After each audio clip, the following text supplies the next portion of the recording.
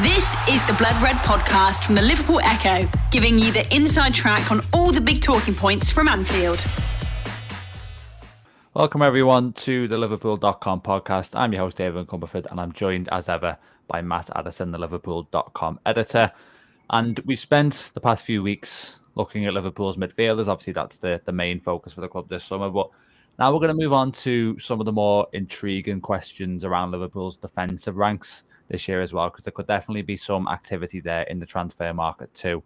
And we're going to start with one of the most interesting, I think, in Andy Robertson.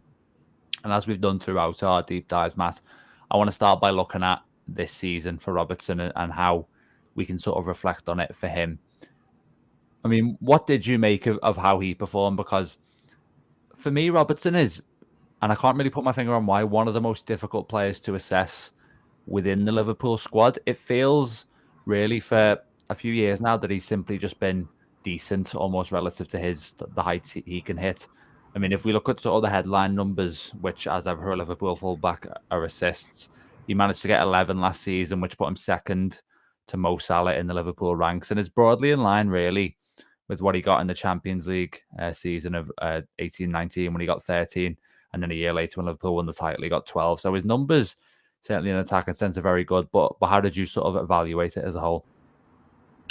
Yeah, I mean, it wasn't a spectacular season. Like you say, he's had better seasons. He's had seasons where the numbers maybe have caught the eye and the assists have been higher, and there's been, periods where it's been him and Trent going head to head for, who's got the most assists in a season. And obviously we know the reasons why Liverpool were not as good last season and why those conversations weren't taking place. There were other kind of emergency operations taking place across the rest of the team. So I think he had a good season.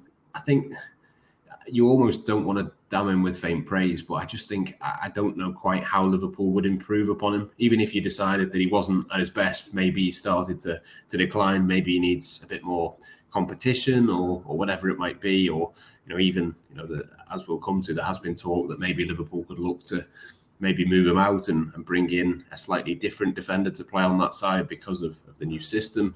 I just don't know quite how you would do that. I can't name too many left-sided defenders or left backs or wing backs or however you want to kind of determine that position. I don't really see that there's too many players out there who are at his level or above his level. You only have to look at, Manchester City haven't really had a solid left back for a long time, despite spending a lot of money. Arsenal have got Zinchenko, but he's kind of doing the Trent thing of moving inside. There's just not a huge amount of left backs out there that I would look at and go, maybe there's a case for going and getting X, Y, or Z. I think you'd have to quite drastically change the way that Liverpool have played and set up. And I just don't think that is something that they would ever think about. I think he can get better, he can improve. And next season, you'd imagine that, with a better functioning team around him, the number of assists, for example, will go up and, his effectiveness will improve. But yeah, I'm more than happy with him. I think he's still got a number of years left. And I think he's almost one of those players that's just been there long enough that I think some people maybe just take him for granted a little bit. Yeah, definitely. You ask about whether Liverpool can improve. Funnily enough, on the morning stream this morning, we were talking about this because we were looking at all the rumours around Kyle Walker and how Liverpool could sort of reconfigure their defence and what that would mean for Robertson. And really, there isn't a left back in the world that I think most Liverpool fans would swap Robertson for. I think most of us would make the case that he is the very best in his position. I mean, when you look at Trent Alexander-Arnold, there is sort of that, I suppose, for all the gifts that he has, there is that big question mark there on the defensive side. Robertson, maybe it isn't his biggest strength, but he's probably a level above Trent in that regard. So he is quite sort of well-rounded. I mean, it's interesting there that you mentioned sort of the amount of years he has left. It's his age has almost snuck up on him a bit. I feel like, he's 29 now, so he is sort of approaching the window where we've seen some Liverpool players maybe drop off a little bit, but hopefully he can kind of obviously maintain his current level. But let's get into the crux of it really, which is his sort of position in the new system. I mean, we spoke about this a little bit when in the first podcast we did, I think, which was about sort of the winners and losers of Trent moving into midfielder, and Robertson was picked out as a potential loser of the system.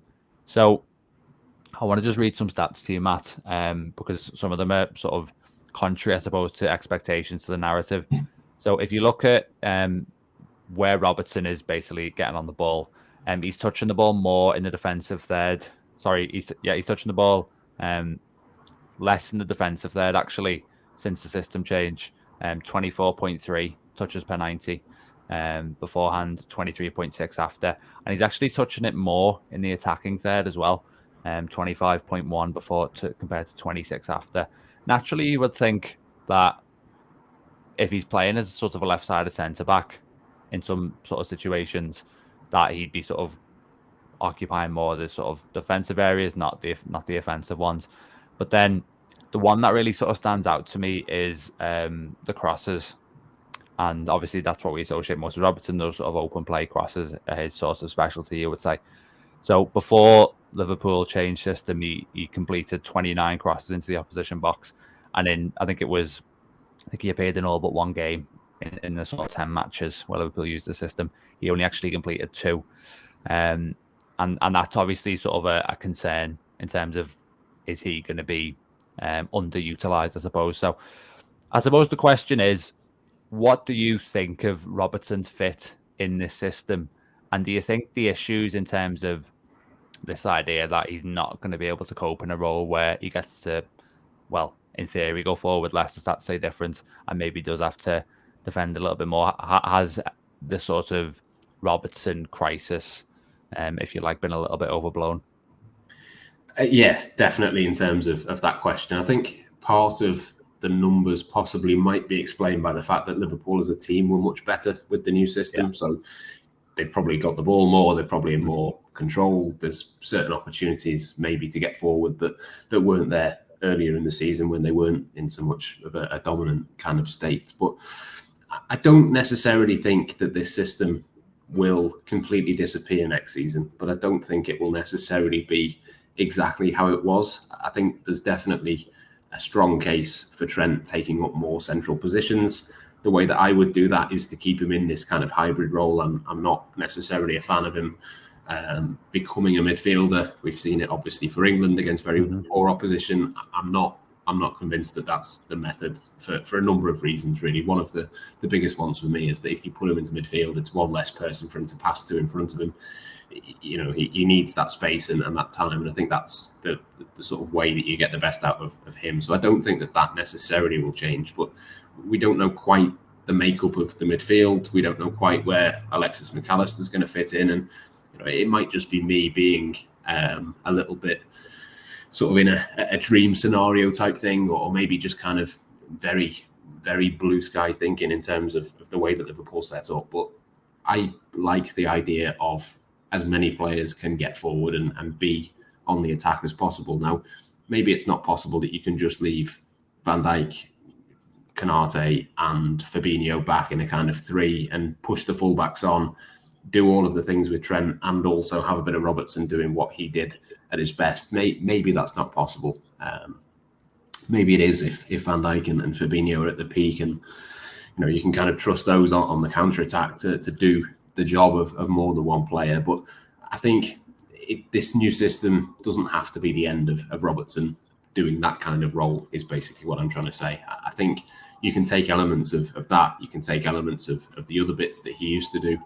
I don't see a reason why against certain opposition maybe you change it, and maybe against Manchester City away you're not bombing forward and throwing players forward in the same way. But I think for the majority of matches that Liverpool play, there's no real reason why they can't do that. And the fact that it looks like Kostas Tsimikas is going to stay as well. They've got 2 left backs very much in the same role, in the same mould, I should say. It would seem strange to me that they would move away from that role, that being the case. It seems like, you know, that there is going to be some sort of, you know, pre-season plan of this is how we're going to continue playing, and it's got to play into the hands of both of those players, because they're both presumably going to get plenty of minutes next season. So I can kind of see a little bit of both with it. I certainly think Robertson will still be there, and it will still be, you know, a huge part of the next phase, if you like. But Yeah, in terms of his role, it has definitely been overblown in terms of the way that it might look for him, or it might not sort of perfectly suit him. I think there's more to come from this evolution. There's another evolution again when Liverpool have got the players in that they want this summer, and Jurgen Klopp's got a full squad and a full team to be able to choose from and work on those ideas. Yeah, absolutely. It is worth sort of stressing, I suppose, that it is sort of the first draft of this kind of system, and we might well see something adjusted sort of come the start of next season. I mean, a few points to make based on what you said there, Matt. I mean, the Simicast one I think is really interesting. I mean, in a way that might tell us a little bit, that might be a bit of a hint about the system, because if Liverpool were looking to maybe move away from the kind of left-back model that we've seen, does that mean that you sort of sell Simicast, bring in someone more defensive? We'll talk about a name who's been linked who might still fit that more defensive bill a little bit later.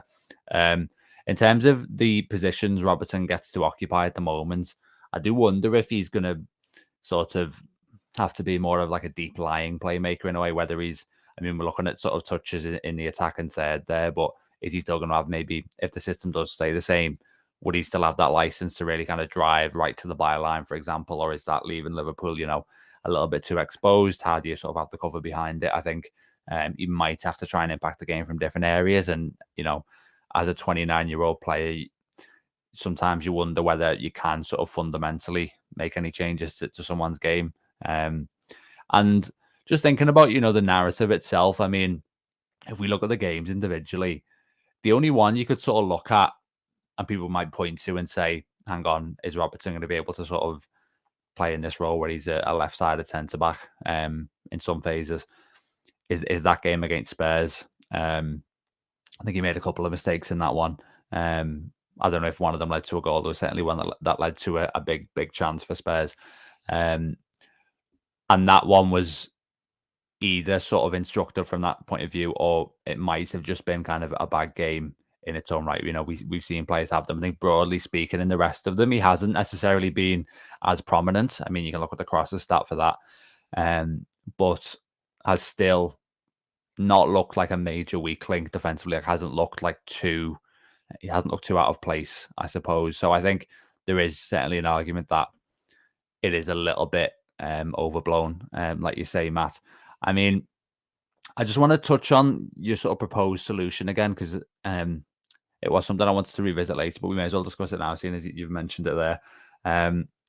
So would your idea be, in terms of how to evolve the system, how to get the best out of the players within it, would you try then to basically, almost, we've seen Fabinho play as a centre-back before, would you sort of drop him into that back line? Because we've seen repeatedly Konate is able to defend the wide areas quite well, which is obviously what his role would be. But then I suppose you would maybe be asking Van Dijk to do that on the left side to provide that cover.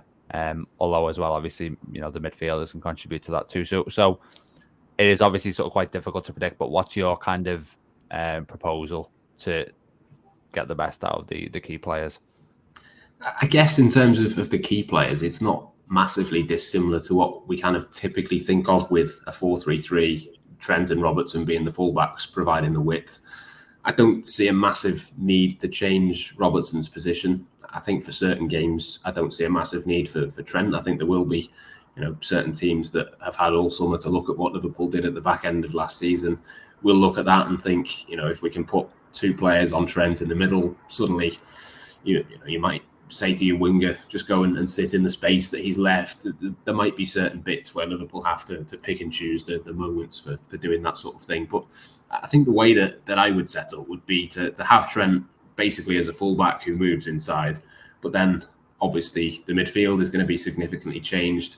The way that I would get the width is probably from that right-hand side, number 8, whether that's Elliott, whether that's someone else who comes in. Maybe there's an opportunity for, I don't know, maybe Alexis McAllister can play there.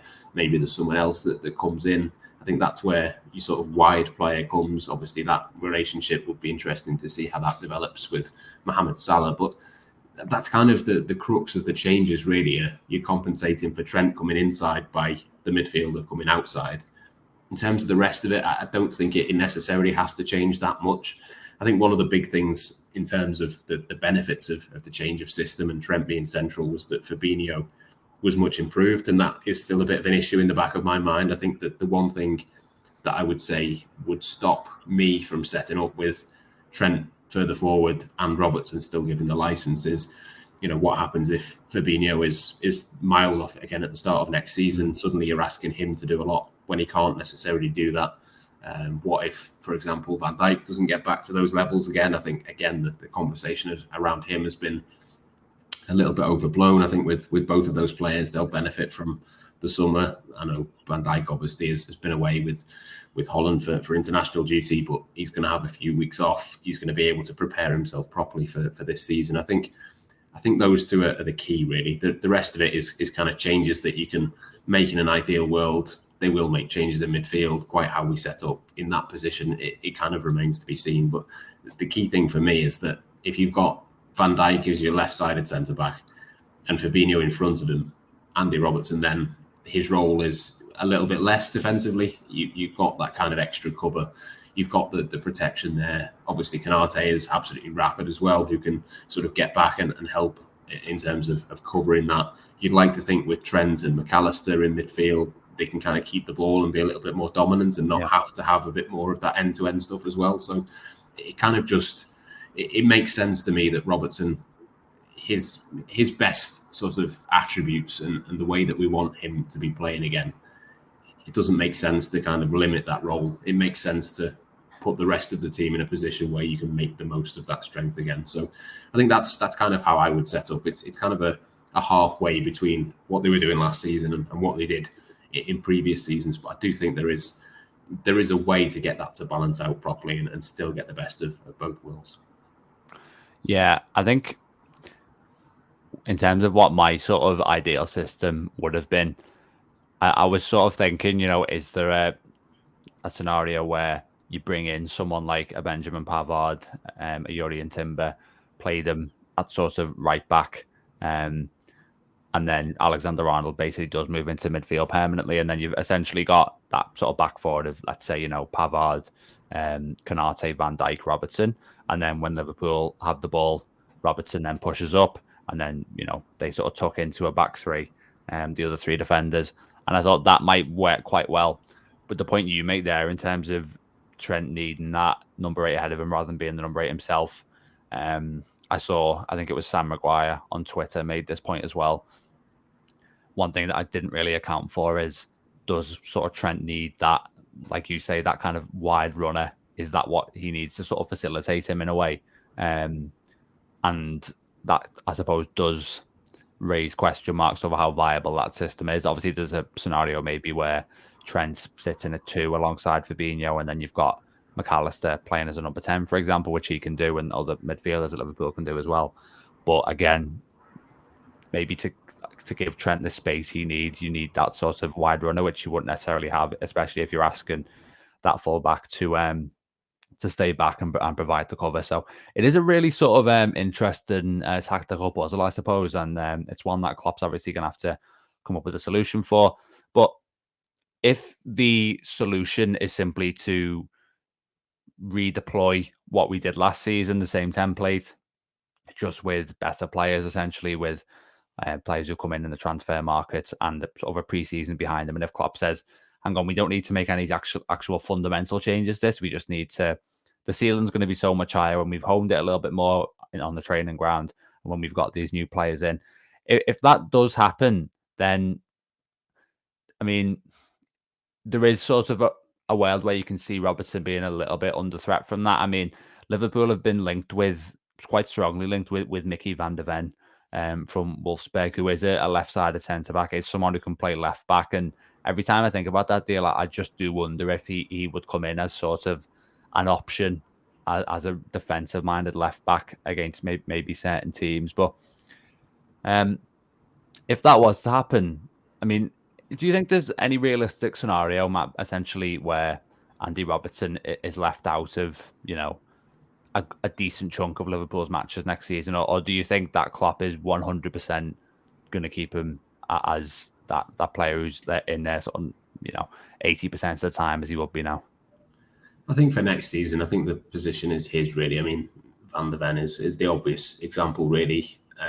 That the information we have is that the Liverpool are looking more left-sided centre-back rather than right-sided in terms of what they're going to do this summer. It is, on the agenda for them to look at that. He's kind of the obvious one. There's been a few other names as well, but he's kind of the one stylistically. He's got that speed and the ability to kind of dribble out from the back and that sort of stuff that possibly if Liverpool were to lose Matip either this summer or next, then you can kind of see a scenario where he brings that. But I think he's only 22, is he, Van der Ven? Yeah. I think he's still very young. He's going to take a little bit of time to adapt. I think if it was to be him, maybe there's a bit more of an argument for that being a longer term plan in terms of they've got to replace, like we said before, he's 29, Andy Robertson. He's not going to be available for Liverpool forever. It's going to have to be a thing that they think about at some point. So, is there something that they could do? A 21, 22-year-old now for a couple of seasons, beds in and eventually takes over from Andy Robertson. Maybe that's the way that you would look at it. But I don't know. It's a tricky one because if you're talking left-sided centre-backs who can play in this system as a kind of left-back or a kind of centre-back, it then becomes a little bit murky between, are they going to become the new Andy Robertson or are they going to become the new Virgil van Dijk? And Liverpool at some point are going to have to replace both of those players. So I suppose maybe the appeal is that it can kind of become both. If they try this new system and it works, maybe that sort of answers that situation. Mickey van der Ven or whoever it might be becomes the new Robertson. If it doesn't, well, you've got a left-footed player that can play left centre-back for the next few seasons. So it's kind of hard to tell. I can see an argument either way. But someone like Van der Ven certainly seems to make sense and would be the right kind of age. I think it's got to be that kind of Canate type player, but for the left side who can do a bit of left back as well. I think that certainly makes sense, and that's what I'm expecting Liverpool at some point in the next few weeks to start looking at. I think Liverpool just have to build around Robertson for me. I mean, people talk a lot about ruthlessness and certain systems not suiting certain players, and then maybe they have to go. But we're talking about someone here who, like I said at the top of the podcast, is arguably the best left back in the world. He's got more assists than any defender in Premier League history. And I just think that if you look at the players in this Liverpool system, you would want to build around. I mean, he's not one of them who has started declining yet, who you think, if Robertson had a Fabinho season or a Van Dijk season last year, then maybe we do have that discussion. But I think his level hasn't dropped to anywhere near that extent, and I think Klopp needs to be sort of devising a template that still lets him sort of be as effective as he possibly can. And if he doesn't, then it just feels like an under-tapped resource. But it is going to be very, very intriguing to see. And I suppose, like you mentioned earlier, Matt, it will be in those pre-season matches where we get our first glimpse of what Klopp is trying to do. And obviously the transfer targets might be instructive as well. But one last thing then before we finish. I mean, I literally just thought of it then as you were talking. You mentioned Man City and Arsenal earlier as two teams who were using a vaguely similar blueprint to Liverpool. And obviously they had huge success with it last season. I mean, Liverpool too. I think when they implemented the system, what was it? Was it 7 wins and 3 draws from those 10 games or something like that? Really sort of strong form, like title winning form, and hopefully they can continue that into next season. But just thinking about it, at Arsenal they have Ben White playing at right back. He's obviously a centre half. Man City are even more extreme with it. They've got sort of nominally Stones and Ake either side of their 2 centre backs. Is this a system that can work with 2 full backs if you put one of them into midfield, especially when both of them are so attack minded? I think so. Again, it kind of goes back to what I was saying before in terms of being quite idealistic about it. In an ideal world, I'd have 11 number 10s and they'd all play nice, pretty patterns, and I wouldn't be bothered about all the defending and all of that nonsense. But it's tricky, isn't it? Because I think you've got to get that balance right. I think there will at some point, I think, for Arsenal become a bit of a ceiling. It sounds like you're kind of talking about them as having a poor season or maybe didn't reach the levels of Liverpool. And, maybe that's fair, maybe that's harsh. It's not really for me to say. But I think at some point, Arsenal with Zinchenko and White, I think will reach a certain point where they can't necessarily get up into the 90s. I think for Liverpool to challenge Manchester City, they've got to do something which is a little bit exceptional. It takes a few risks. It does something a little bit different. I don't think you can do what they do in the same way and hope to come out on top. I think you've got to find a different way of doing things. The big thing really for me with this system, and the big reason why I would keep Trent at right back, is because effectively you're getting an extra player on the pitch almost. It's kind of like overloading it in certain areas. If you've got Trent, who can be a midfielder with the ball and a right back without the ball, if you've got to say Pavard, for example, in there, and Trent is a midfielder, not only is it one less player for him to pass to, but it's almost like having one less player for Liverpool as a team, as an attacking unit. And I think, you're asking a lot within, two fullbacks bombing on. You're asking a lot of them to do that and the defensive work. Fabinho is a worry, basically because you're asking him to do the job of two players. Rodri does it brilliantly for Manchester City, but again, I don't think there's loads of players out there who can do that. Canate obviously is doing 2-in-1 because he's having to do Trent stuff defensively at times. There's lots of players within this system where you're kind of asking them to do the job of two players to get that advantage. But I think, when you're coming up against a team which, if it wants to, can get 100 points, I think you've got to kind of do something exceptional. You've got to try and do something a little bit more. And I think that's the way that I would be looking at it. But whether that works in practice, it's easy for me to sit here and have a nice idea in my head of how all of these players are going to mesh themselves together. But as you say, I think we'll get a decent idea of where Liverpool are headed in pre-season. And, they've done it before. It wouldn't be that dissimilar, I don't think, to when Liverpool were winning the league or the Champions League, to have the two fullbacks bombing on and to ask a lot of Fabinho and Van Dijk is something they've done before. They've just not necessarily done it after a season where neither of them has looked anywhere near the peak. So that's the big question mark for me. It's asking a lot, but that's probably the way that I would go about it, I think. Yeah, for Klopp, it's really sort of a defining tactical test, I suppose. He could well just keep what he's done already, like I said earlier, but the tweaks are what's going to be the difference. I mean, we know the fine margins. Liverpool know that, I think, better than any team ever, I suppose, make the difference, especially when you're trying to go up against Manchester City at least. So we'll see how he approaches it anyway.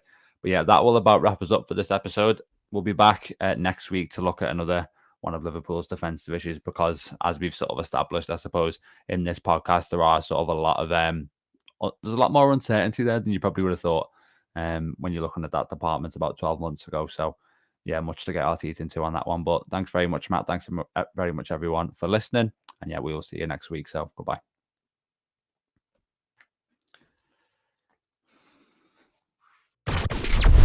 You've been listening to the Blood Red podcast from the Liverpool Echo.